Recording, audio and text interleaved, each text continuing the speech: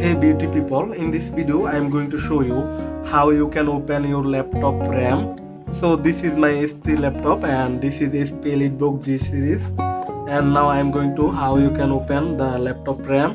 So this is the back side.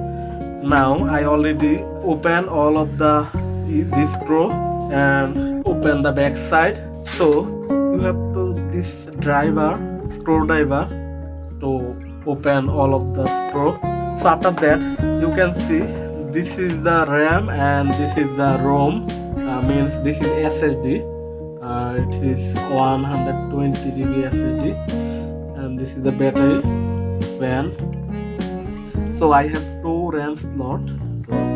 And to open RAM carefully, just press on this and then you will see your RAM will be automatically open. And after open, if your RAM not working or if your laptop not working, you have to clean this using a cloth or rubber.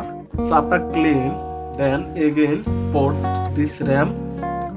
This is the front side, and here just press bottom, and there you go.